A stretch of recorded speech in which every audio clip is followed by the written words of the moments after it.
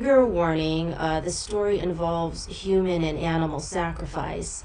So in ancient Jewish tradition, they would ritually slaughter a sheep or a goat, and then they would burn it on an altar. And that altar represented divine transportation, to transport the animal to heaven. And in 1947, a shepherd discovered the Dead Sea Scrolls in a cave in Qumran. And religious historians realized that Jesus' mother was part of a religious group called the Essenes. And in that community, Jewish people thought that God was disgusted by killing any living being in his name. And they thought, well, maybe the other Jewish people did this because they were hanging out with foreign nations and they adopted some of their rituals. So I don't want you to get the idea that animal sacrifice was a Jewish tradition, because it was and it wasn't. So let's move on to our Bible story in a nutshell. So I'm going to read to you from the Good and Special book, which is the Hawaiian Pidgin Bible. And Genesis chapter 21 reads, "The one in charge, who's God, take care of Sarah," which means like he takes care of Sarah. Just like he wouldn't promise for do, so just like he promised to do. So Sarah come hapai. Hapai means pregnant. That's just like God, the one in charge. Until Abraham before that he gonna give him one boy. She born the boy for Abraham. And Abraham was real old already, like the time Isaac born. Abraham, 100-year-old already. So this is their miracle child. Like Abraham and Sarah have a baby. When he's 100 years old, she's 90. And they name the baby Isaac. And in Genesis chapter 22, something happens. God tells Abraham, he tell him, "Hey, whee! Abraham." And Abraham says, "Yeah, I stay here." And God tell him, "Go get your boy Isaac. The one you get, you get plenty love and aloha for that boy. And go up Moriah's side. And Moriah's a mountain. And when you get there, I want to show you one hill over there. You take your boy up top that hill and kill him there. For make that kind of sacrifice where you burn up the whole team." So God tells Abraham to kill his son and then burn the body. And then in verse 10 through 14, this is what happens. Then Abraham, the one pick up the knife, for kill his boy. And then right then and there, one angel messenger guy from the one in charge, he yelled at him from the air, "Hoi, hoi, Abraham!" And Abraham tell him, "Yeah, I stay here." And then the one in charge tell him, "Put down the knife. No hurt the boy. No do nothing to him. You was ready for kill him, because that's what I told you for do. But now I know you get awesome respect for me, so it's okay already. You no need to do this." So right then and there, Abraham look up. He see one big kind sheep that get the horn stuck inside the bushes and no can get out. So Abraham put a sheep out of the bushes and he sacrifices the sheep in place of his son. And Abraham give that place the name, the one in charge, see him. And that means the one in charge see what I need and give me that. So that concludes our scripture reading. And just like Jim says, most Christians interpret this scripture as God testing you to see if you're faithful. Let me offer you an alternative interpretation, because I'm kind of interested in what you think. So God proposes this to Abraham. Basically, what's the worst thing that can happen? And don't be afraid of the worst thing that can happen. And Abraham says, the worst thing that could happen is my miracle child who was born to me in my old age dies before me.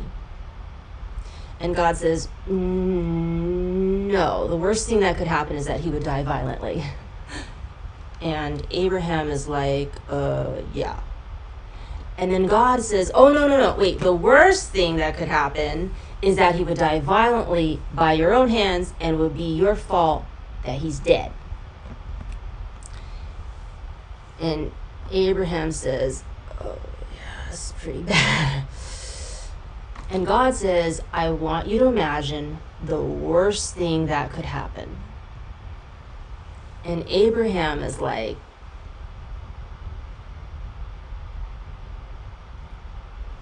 and God is like, come on. I want you to imagine. And Abraham is like, yourself walking up a mountain. You binding your son in the ropes, and then you stabbing him with a knife until he dies. And Abraham is like, ugh. And God says, well, it gets worse, You actually do this in my name.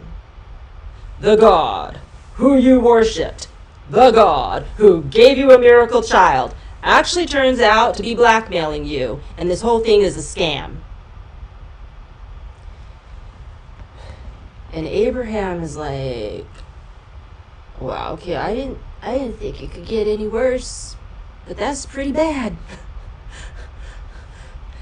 And God says, let's imagine that every fear that you've ever had, your worst possible fears, actually happen.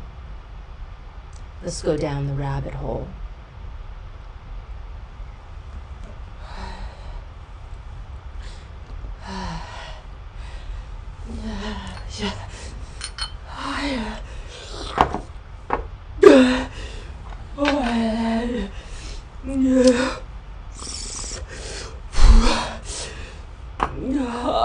Abraham says, okay, I'm down. Let's imagine this. And God says, okay, go get your rope. Go get your son. Let's go up the mountain. Let's imagine the worst thing that could happen.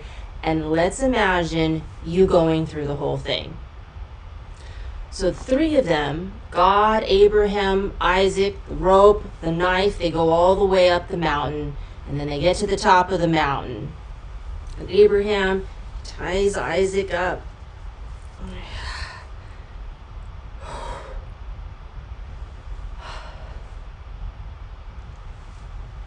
And not only is he facing his worst fear, he starts facing even more fears beyond that. And he's thinking, what's the price of my faith? And maybe that's happened to you, where you got cancer and you thought, well, that's the worst thing that could happen to me. And then you do the chemo, and then you realize, oh, no, this is the worst thing that could happen to me. And then your dog dies, and you think, no, this is worse. This is even worse than the chemo. Actually, it's having cancer, and then my fur baby dies. And then your husband files for divorce, and you lose your house. And then you realize, you know what, you should just stop saying that this is the worst thing that could happen to you, because you're always wrong. And at least God tells Abraham what's coming up. I mean, remember when it happened to you? You had no idea. And you made all the mistakes because you had no clue. And there's a reason why we're not told what's about to happen to us, because then none of us would willingly volunteer for any of it. Abraham's the only ding-dong that's willing to give consent for the bullcrap that the universe calls life. So Abraham, he's facing all of his fears. all at the same time up on that mountaintop. And God says, I want you to imagine that all your fears come true. And in the end, if this all turns out to be a scam, then what?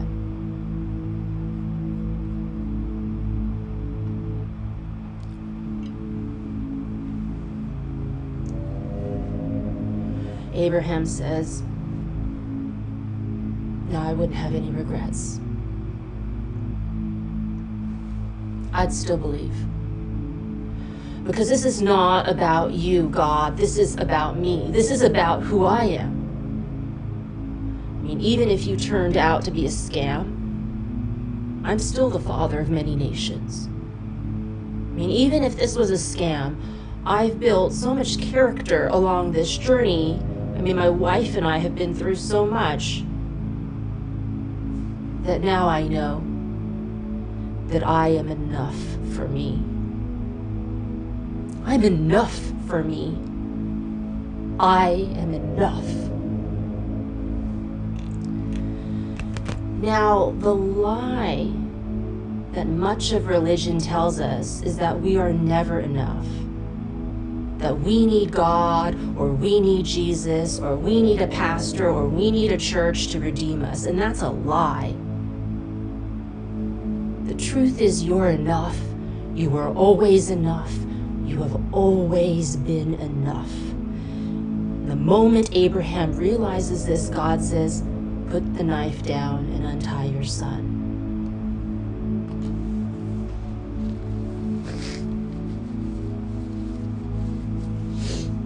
And the Bible says, the heart is deceitful above all things.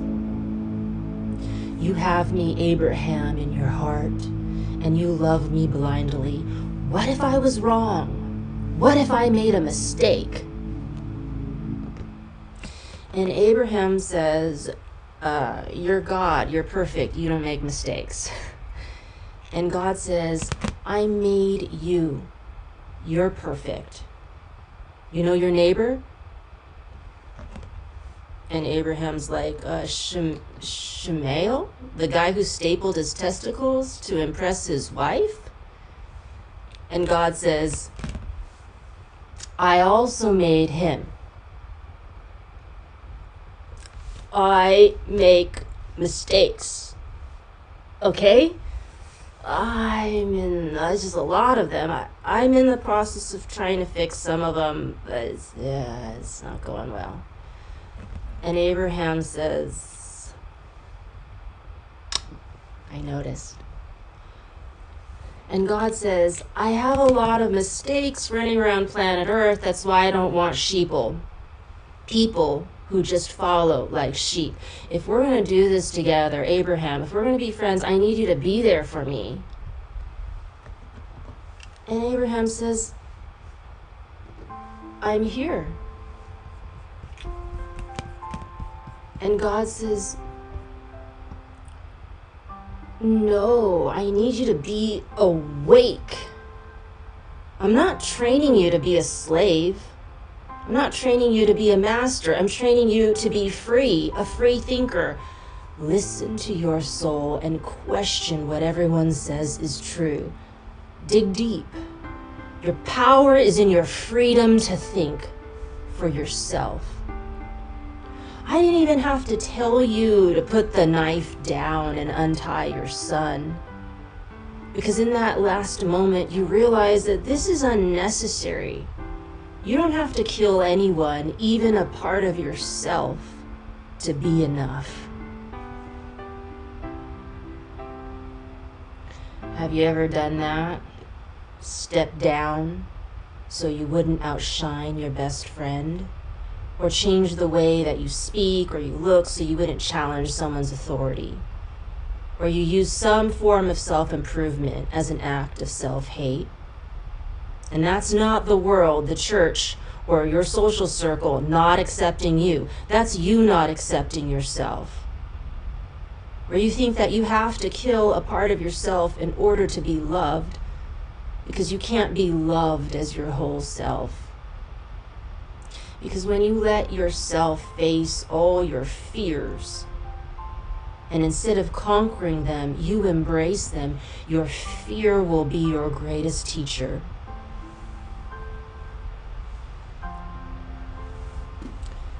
Do you know what fearlessness is? It's denying or avoiding your fear, and like an idiot, doing it anyways.